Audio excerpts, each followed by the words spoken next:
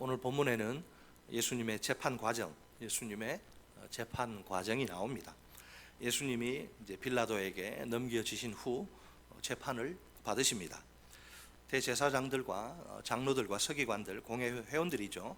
예수님의 처형을 아주 신속하게 진행합니다. 이미 그들이 예수님을 사형당해야 마땅하다고 정죄한 상황입니다. 그 근거는 신성 모독죄죠. 1절을 보면 그들은 새벽에, 동이 트기도 전에 새벽에 전체 공회 회원들을 소집합니다. 마침내 정식 공회가 열리게 된 것입니다. 그 목적은 예수님을 처형하기로 결의하기 위해서입니다. 문제는 공회 의결에는 한계가 있다는 점입니다. 공회가 의결한다고 해서 예수님을 사형시킬 수는 없습니다. 공회는 사형을 선고하거나 집행할 공식 권한이 없기 때문입니다. 그 권한은 유대 통치자인 로마 총독에게 있습니다. 공회가 뜻을 이루려면 총독에게 정식 재판을 요청해야만 합니다. 그런데 정작 로마 총독에게, 빌라도에게 이 신성 모독죄는 아무런 의미가 없습니다. 순전히 유대인들의 종교와 관련된 문제니까요. 그 정도 죄목으로 사형을 선고하고 집행하는 것은 불가능합니다. 사형에 딱 들어맞는 확실한 다른 죄목이 필요합니다. 도저히 이 일을 제기할 수 없는 그런 죄목이어야 합니다. 아무튼 공회 회원들은 예수님을 사형에 처해야 할 죄수로 규정합니다. 예수님을 죄수니까 예수님을 결박해서 총독 빌라도에게 넘겨줍니다. 빌라도는 주 26년에서 36년 동안 유대를 관할하던 총독입니다. 평상시에는 가이사랴에 머물면서 직무를 수행합니다. 유월절 기간, 이 특별한 기간에는 치안 유지를 위해 예루살렘에 이제 거주합니다. 마가는 예수님께 대한 빌라도의 직접 신문을 이제 아주 간략히 소개합니다. 2절 상반절 말씀입니다. 내가 유대인의 왕이냐? 간단하죠? 내가 유대인의 왕이냐? 이 유대인의 왕이란 표현은 재판 과정과 십자가 처형 과정에서 반복적으로 사용됩니다. 흥미롭게도 이방인들에 의해서만 사용됩니다. 원래 유대인들에게 실제로 통치권을 행사하던 인물은 총독이 아닙니까? 총독의 권력은 실로 막강하기 짝이 없습니다. 유대에서는 총독이 왕이나 마찬가지입니다. 자, 그런 총독이 예수님께, 자기가 사실은 유대인의 왕이죠 지금, 그런 총독이 예수님께 유대인의 왕이냐 이렇게 묻는 것은 역설적입니다. 물론 비웃음과 조롱의 의미입니다. 빌라도의 질문에 대해 예수님이 이렇게 답변하십니다. 내 말이 옳도다. 지객하면 당신이 말하였소. 당신 입으로 말하였소. 사실은 애매한 답변이죠. 빌라도를 난처하게 만든 답변이기도 합니다. 아무튼 빌라도는 대제사장들의 고소 내용에 설득되지 않습니다. 따라서 그는 재판 과정에서 줄곧 유대인의 왕이라는 호칭을 사용합니다. 예수님은 그리스도 메시아라는 의미에서 유대인의 진정한 왕이죠.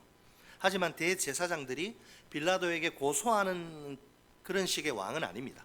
예수님이 정치적 왕은 아니란 점이죠. 예수님의 답변은 결정적인 증거로 채택되지 못합니다. 3절에 따르면 대제사장들은 이제 다양한 혐의를 들어 예수님을 이제 고소합니다. 공회에서 제기된 그 여러 종교 문제들을 이제 정치적 쟁점으로 만든 거죠. 그러나 예수님은 아무런 답변도 하시지 않습니다. 그들에게 직접 신문 당하실 때와 마찬가지입니다. 그리하여 이사야 53장 7절에 고난받는 종의 예언을 정확히 성취하십니다. 그가 곤욕을 당하여 괴로울 때에도 그의 입을 열지 아니하였으며 마치 도수장으로 끌려가는 어린 양과 털 깎는 자 앞에서 잠잠한 양같이 그의 입을 열지 아니하였도다. 아멘. 자, 예수님은 이방 총독 앞에서도 그 권력에 전혀 위축되시지 않습니다. 오히려 하나님의 뜻을 순종하시는 데만 집중을 하십니다. 3절에 가면 대제사장들이 여러 가지로 또 고발을 합니다. 본문에는 고발의 내용이 기록되어 있지 않습니다. 누가복음을 보면 세 가지 내용이 등장합니다. 예수가 백성을 미혹했다. 예수가 가이사에게 세금 바치는 것을 금했다. 예수가 자기가 왕 그리스도라고 말하며 다닌다. 아주 집요하게 물고 늘어지는 게 틀림없습니다. 목적을 달성하기 전까지는 절대로 포기하지 않으려는 겁니다. 그렇다면 예수님의 침묵은 어떨까요? 자기를 함정에 자, 우리 빌라도의 입장에서 보는 거예요. 예수님의 침묵이 뭐냐, 이게 도대체. 자기를 함정에 빠뜨려 죽이려고 달려드는데 침묵으로 일관하시다니요. 수많은 고발이 막 빗발치는 상황입니다. 상식적으로 그러면 내가 살려면 자기를 변호하기 위해서 애써야 정상이 아닙니까? 하다못해 변호사 살 비용이 없으면 나라에서 국선 변호인까지 붙여줘요. 최소한 자기 변론할 기회는 주죠. 자기를 변호해야 되는데, 이게 빌라도가 뭐 재판 한두 번 해봤어요? 이런 죄수는 처음 본 거예요. 뭔 말이라도 해야 되는데 그냥 꿀먹은 벙어리 마냥 아무 말이 없어요. 자기를 변호할 생각은 초도 없는 것 같습니다. 이런 죄수는 본 적이 없어요. 이게 어떻게 된 일일까요? 빌라도는 이 예수, 그래서 여기 보면 자 3절 5절 마지막에 예수께서 다시 아무 말씀으로도 대답하지 아니하시니 빌라도가 뭐예요? 놀랍게 여기더라. 이런 죄수는 없거든. 놀라운, 이상한. 빌라도는 예수님의 침묵에 깜짝 놀랍니다. 아무리 생각해도 이해가 되지 않습니다. 왠지 대제사장들에게 보다 예수님께 더 호감이 가요. 저 뭐가 있다, 저 사람은. 그래서 그런지 재판 과정을 보면 예수님을 좀 구해 보려고 이렇게 시도하기도 합니다. 이제 6절은 유대 사회에서 통용되던 한 가지 관례를 언급합니다. 유월절과 같은 큰 명절이 되면 죄수 하나를 그냥 무조건 풀어주는 거예요. 우리식으로 하면 뭐 광복절이나 성탄절에 시행되는 특별 사면과 같죠. 무리는 빌라도에게 이 관례대로 죄수 하나를 석방해 달라, 우리 요구할 권리가 있다, 요구를 합니다, 당당하게. 그런데 당시에 누가 있느냐? 바라바라는 이름의 유명한 죄수가 있습니다. 그는 밀란을 일으켜 사람을 죽이고 옥에 갇힌 죄수입니다. 평범한 죄수는 아니죠. 자, 빌라도는 무리의 힘을 이용해서 이 고소 사건을 이제 마무리하고 싶습니다. 그래서 무리에게 묻습니다. 너희는 내가 유대인의 왕을 너희에게 놓아주기를 원하느냐? 뭔가 좀 이상하지 않습니까? 분명 무리에게는 선택권이 있습니다. 요구할 권리가 있고. 그렇지만 빌라도의 질문은 선택권과는 거리가 멀어 보입니다. 무리의 선택권을 존중한다면 이렇게 물어야 정상입니다. 바라바와 예수 둘 중에 누구를 내가 놓아주기 원하느냐? 빌라도는 뭐라 그래요? 지금 빌라도는 바라바의 이름을 쏙 빼버리죠. 너희는 내가 유대인의 왕을 너희에게 놓아주기를 원하느냐? 바라바 이야기하지 않아요. 바라바의 이름은 쏙 빼버리네. 단지 유대인의 왕 예수를 놓아주기를 원하느냐 묻습니다. 빌라도가 예수님께 호의적인 태도를 보이네요. 이유가 무엇일까요? 이유가 10절에 나오죠. 대제사장들에게 문제가 있다. 지금 이건 재판 좀 이상하다. 이건 지금 문제가 있다는 걸 알기 때문입니다. 그들이 순전히 뭐 때문에? 시기심 때문에. 시기와 질투에 눈이 멀어서 예수님을 넘겨준 거죠. 그러면 자, 과연 이 사람들이 뭐 부족한 게 뭐예요? 유대 종교 지도자들이 과연 그들이 예수님을 죽이고 싶을 만큼 시기한 이유는 무엇일까? 여러분, 시기심이 불타면 사람 죽이잖아요, 그죠? 우리 뭐 부부관계 외도하면 막 죽이잖아요. 청산가리 먹여가지고 막 이 세상에서는 시기가 사람을 이렇게 죽이려고도 해줘. 그래서 이 사람들이 예수님을 정말 죽이고 싶다. 도대체 그 시기한 이유가 있을 거 아니에요. 한마디로 말해서 예수님의 명성 때문입니다. 예수님의 명성이 갈수록 높아져 가기 때문입니다. 예수님 주위에는 점점 구름대 같은 무리가 막 몰려듭니다. 예수님의 입에서 쏟아져 나오는 생명의 말씀을 보세요. 그분이 베푸시는 놀라운 이적들은 또 어떤가요? 어느 종교 지도자들과도 비교할 수 없을 만큼 굉장히 매력적입니다. 많은 사람들이 환호하고 박수갈채를 보낼 수밖에 없어요. 그야말로 예수님은 한창 인기가 치솟는 슈퍼스타예요. 슈퍼스타 지저스 크라이스트. 종교 지도자들은 차츰 초라해져만 가는 자신들의 모습을 발견합니다. 이제 우리는 뭐냐 이거? 뜨는 별이고 우리는 지는 해냐? 그동안 누려온 인기와 사랑과 존경이 예수님께로 확 쏠려버린 찬밥 신세죠.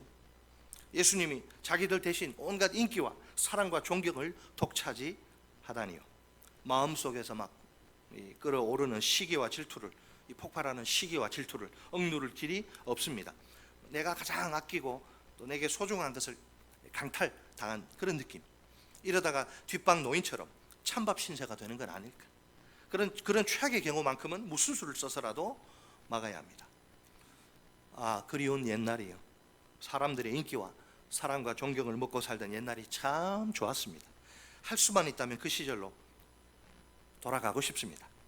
예전처럼 인기와 사랑과 존경을 먹으며 살고 싶습니다.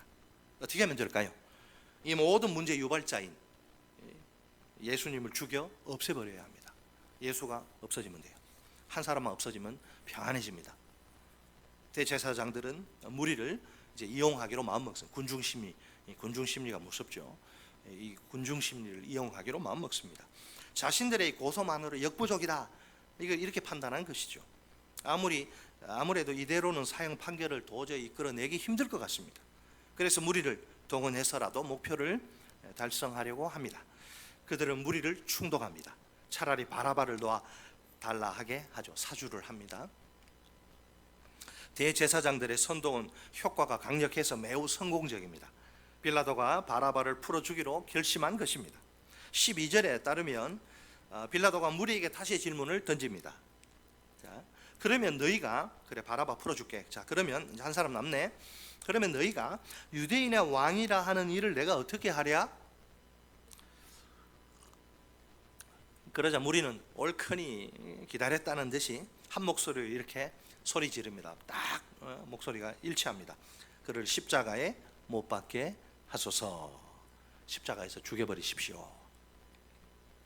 원래 이 십자가형은 로마 제국의 정치범들에게 부과되던 처형 방식이죠. 그 밖에 죄수들에겐 극단적인 경우에만 선별적으로 시행됩니다. 무리는 유대인의 왕이라는 예수님의 죄목을 정치적 범죄로 이제 몰아붙이죠. 그래서 예수님을 십자가형에 처하도록 요구합니다. 자, 상황이 이 지경에 이르자 빌라도는 무리에게 이제 마지막 질문을 던집니다. 14절 상반절 말씀. 이렇게 이야기하면서 꺼림칙한 거예요, 왠지 마음이. 그래서 14절에서 마지막으로 하나 묻습니다. 빌라도가 이르되 어찌미냐, 무슨 악한 일을 하였느냐 하니. 극악 무도한 범죄자들을 죽이는 건데 그렇게 죽이려고 한 그에 상응하는 악한 일 한 거 좀 이야기해 줘라. 일종의 반문이죠, 반문. 빌라도는 정말 알고 싶은 거예요. 유대인의 왕인 예수님을 십자가에 그 백성이라고 하는 자들이 십자가형에 처하라고 요구하다니요. 도대체 그분이 무슨 악한 짓을 한 것인가요? 십자가형을 받을 만큼 중대한 죄를 저지른 게 맞나요? 누가 한번 속 시원하게 대답해 주면 좋겠습니다. 놀랍게도 무리는 빌라도의 이 반문을 깡그리 그냥 무시해버리죠. 14절 하반절에 의하면 다시 자신들의 요구를 더욱 크게 반복할 뿐입니다. 다른 말 없습니다. 딱 한 가지, 십자가에 못 박게 하소서. 무리에겐 타협이나 양보의 가능성 눈꼽만큼도 보이질 않습니다. 그들에게는 오직 예수님을 십자가형에 처하는 것밖에 없습니다. 다른 건 눈에 보이지 않아요. 만약 빌라도가 그들의 요구를 들어주지 않고 무시하고 하면 어떨까요? 어떤 혹독한 후폭풍에 시달릴지 장담할 수 없습니다. 자칫하다가 무리가 폭동을 일으킬 수도 있습니다. 그만큼 분위기가 험악하고 살벌합니다. 상황이 이쯤 되자 빌라도는 이제 두 손 두 발 들고 맙니다. 너희 마음대로 해라 그래. 여러분, 빌라도가 누굽니까? 빌라도는 로마의 법을 집행하는 총독입니다. 그 유대 1인자죠. 누구보다도 사법적 정의를 실현하는 일에 앞장서야 합니다. 이상하게도 로마법을 충실히 지키기보다는 무리의 집단적 요구에 굴복합니다. 합법적인 결정이 아니라 정치적인 결정을 내리고 만 거죠. 그 결과로 죄수인 바라바는 풀어줍니다. 반면에 죄 없으신 예수님은 십자가에 못 박도록 넘겨줍니다. 마가는 빌라도의 불법적인 이 최악의 결정을 15절에서 폭로합니다. 우리 15절 같이 한 목소리로 읽습니다. 15절 시작.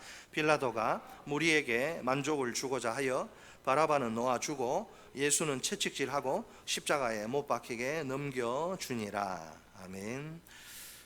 빌라도는 누구의 눈치를 봐요? 무리의 눈치를 보죠. 사람을 의식하면 올무에 걸립니다. 사람 눈치 보면. 빌라도는 무리의 눈치를 봅니다. 그들의 부당한 요구에 무릎을 꿇습니다. 불의와 타협하고 만 것입니다. 자, 과연 빌라도의 문제는 무엇일까요? 종교 지도자들은 시기심 때문에 눈이 멀어서 그랬는데 빌라도는 도대체 왜 빌라도의 문제는 무엇일까요? 기득권 상실에 대한 두려움입니다. 따라서 하십니다. 기득권 상실에 대한 두려움. 지금까지 누리는 거 다 이거 날아갈 것 같아요. 잘못하다가 자신의 이익이나 명예를 잃어버릴지도 모른다는 두려움입니다. 성난 무리가 소요나 폭동을 일으키면 큰일입니다. 만약 이 사실이 로마 당국에 보고가 되면 어떨까요? 당연히 그에 대한 인사고과에서 부정적인 평가가 더욱 높아지겠죠. 근태, 좋은 점수 못 받습니다. 그러면 지금까지 힘겹게 쌓아올린 그 입지가 흔들릴 수 있습니다. 정치적 입지의 타격을 입는 겁니다. 상처가 나는 거예요. 심한 경우엔 로마 황제의 눈 밖에 나게 되겠죠. 하루아침에 공든탑이 와르르 무너지고 마는 것입니다. 이런 일만큼은 어찌하든지 피하는 게 좋습니다. 성경에 기록되지 않은 빌라도의 뒷이야기가 좀 참고가 됩니다. 유대의 유명한 역사가 요세푸스가 남긴 기록에 나옵니다. 요세푸스 책이 재밌습니다. 보면 그 기록에 따르면 빌라도는 유능한 정치가가 아닙니다. 그 자리가 자기에게 맞지 않아요. 당시 그에 대한 평판이 나오는데 좋지 않습니다. 자연히 그의 정치적 입지도 불안정해요. 그가 총독으로 일할 때 유대 사회에 막 온갖 크고 작은 문제가 막 끊이지 않고 발생합니다. 나중에 빌라도는 직위 해제되고 본국으로 송환됩니다. 결국 주 39년경에 자살로 인생을 마감합니다. 참으로 비극적인 인생이 아닐 수 없습니다. 자, 오늘 우리는 본문 속에서 예수님을 죽음으로 몰아넣은 그 장본인들을 만납니다. 먼저 유대 종교 지도자들, 대제사장들과 장로들과 서기관들이, 다음은 당시 유대 총독이던 빌라도입니다. 이들의 실패는 우리를 아주 생생한 교훈 속으로 안내합니다. 한 문장으로 딱 이렇게 표현할 수 있습니다. 진리대로 사는 삶을 방해하는 적들이 있다. 따라서 하십니다. 진리대로 사는 삶을 방해하는 적들이 있다. 마귀가 제일 싫어하죠. 우리가 말씀대로 사는 거. 첫째로 시기와 질투예요. 첫째로 시기, 우리 진리의 적은 시기와 질투입니다. 이것은 단지 유대 종교 지도자들만의 문제가 아닙니다. 타락한 본성을 지닌 우리 모두의 문제이기도 합니다. 여러분, 특히 교회에서 이 시기와 질투는 절대 금물입니다. 시기와 질투는 성도의 하나됨 연합을 파괴합니다. 하나님의 역사를 무너뜨립니다. 시기와 질투의 출처 기원은 비교 의식입니다. 비교 의식에 빠지면 자기도 모르게 경쟁에 뛰어듭니다. 그러다가 열등감이 찾아오고요, 이 열등감이 시기와 질투에 불을 확 붙입니다. 시기와 질투를 물리치는 비결이 있습니다. 공동체 의식을, 우리는 하나다, 우리는 한 몸이다, 공동체 의식을 확고히 붙드는 것입니다. 우리는 그리스도 안에서 한 몸으로 부르심을 입은 지체입니다. 모두 한 몸에 꼭 필요한 지체입니다. 몸에 이 정상, 몸은 손가락도 있어야 되고, 눈도 있고, 코도 있어야 되고, 귀도 있어야 되고, 말도, 입도 있어야 되고, 마찬가지로 우리가 그 역할들을 한단 말이에요. 각자가 자기가 감당해야 할 역할이 있어요. 자기만 잘하면 돼요. 남 보고 이래라 할 필요 없어요. 자기만 잘해. 자기가 맡은 역할을 충성스럽게 감당하면 됩니다.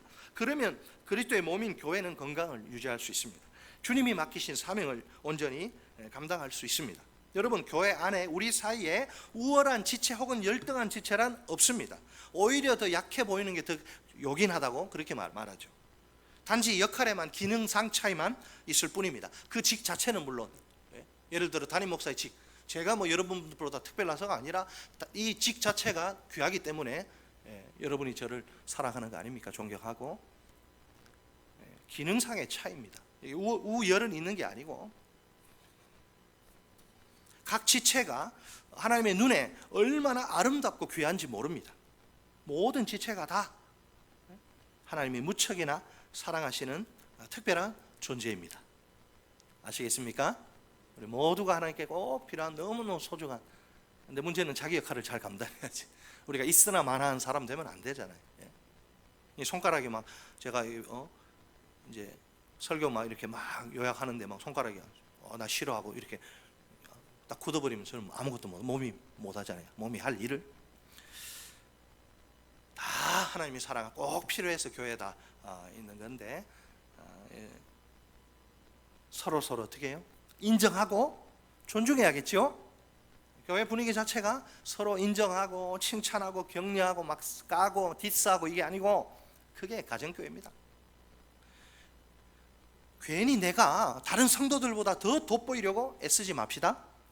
또 내가 교회에서 관심과 인정과 사랑을 독차지하려고 노력하지도 맙시다. 쓸데없이 경쟁을 벌여야 하니까 신앙생활이 피곤해집니다. 자유와 평안을 잃어버리게 됩니다. 진리에서 멀어지게 됩니다. 주님이 기뻐하시는 신앙생활이 아니라. 둘째로 두려움입니다. 자, 따라서 하십니다. 시기와 질투, 두려움. 이게 뭐라고요? 진리대로 말씀대로 사는 삶을 방해하는 원수적이란 말이에요. 역시 두려움, 여러분, 빌라도만의 문제는 아닙니다. 우리의 문제이기도 합니다. 기득권 상실에 대한 두려움이죠. 내가 이렇게 신앙생활 하다가 이익이나 자기 이익이나 명예를 잃어버릴까 두려운 겁니다. 우리는 빛의 자녀들입니다. 그러니 항상 진리 편에 서야 합니다. 기득권을 잃어버리는 것보다 더 두려운 게 뭘까요? 진리에서 점점 멀어지는 것입니다. 자신의 이익이나 명예를 잃는 것은 아주 조금 잃는 거야. 잃어도 살 수 있어요. 그러나 진리를 잃는 것은 전부를, 생명을 다 잃는 것입니다. 어떤 경우에라도 불의와 타협하지 맙시다. 요거만 하면 내가 돈이 많이 생기고 내가 진급할 것 같아. 그런 돈 받아 가지고 일할 필요 없습니다. 어떤 경우에라도 불의와 타협하지 맙시다. 언제나 정의 편에 섭시다. 월급이 좀 작으면 어때요? 많이 받고 저기 하는 것보다 진리 편에 서야지. 끝으로 우리 다 함께 외쳐볼까요? 자, 여러분, 시기와 질투야, 내게서 멀리 떠나가라. 두려움아, 너도 썩 물러가라. 한 번 더. 시기와 질투야, 내게서 멀리 떠나가라. 두려움아, 너도 썩 물러가라. 아멘. 네.